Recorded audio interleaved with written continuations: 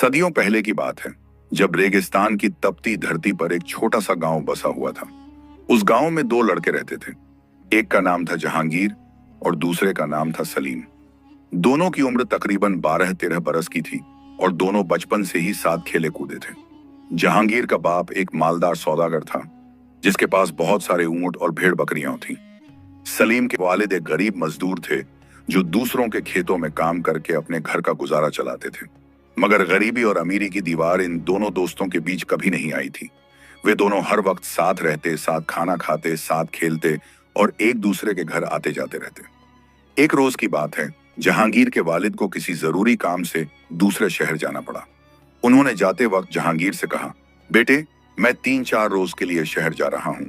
तुम घर और जानवरों का ख्याल रखना, खासकर उस नई ऊंटनी का जिसे मैंने पिछले हफ्ते खरीदा था। वह बहुत कीमती है और बहुत तेज दौड़ती है।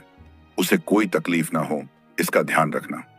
जहांगीर ने अपने वालिद से वादा किया कि वह सब कुछ संभाल लेगा। वालिद चले गए और जहांगीर घर में अकेला रह गया। 2 दिन बीत गए। तीसरे दिन सुबह सुबह सलीम जहांगीर के घर आया। उसकी शक्ल से लग रहा था कि वह बहुत परेशान है। जहांगीर ने पूछा, क्या हुआ मेरे दोस्त, तुम इतने गमगीन क्यों लग रहे हो? सलीम ने आहिस्ता से कहा, जहांगीर, मैं बहुत मुश्किल में हूं। मेरी अम्मी बहुत बीमार हैं और डॉक्टर ने कुछ दवाइयां लिखी हैं जो सिर्फ शहर में मिलती हैं। मेरे अब्बू के पास इतने पैसे नहीं हैं कि किसी सवारी को किराए पर लें और शहर तक जाएं। मुझे कोई ऐसा रास्ता चाहिए जिससे मैं जल्दी से शहर पहुंच सकूं और दवाई लेकर वापस आ सकूं।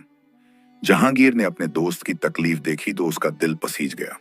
उसने फौरन कहा, घबराओ मत सलीम, तुम मेरी नई ऊंटनी ले जाओ। वह बहुत तेज दौड़ती है।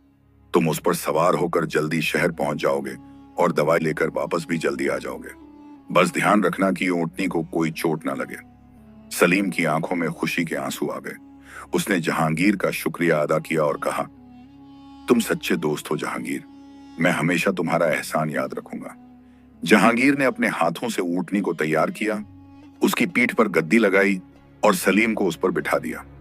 सलीम ने ऊंटनी को एड़ लगाई और वह तेजी से रेगिस्तान की तरफ चल पड़ी।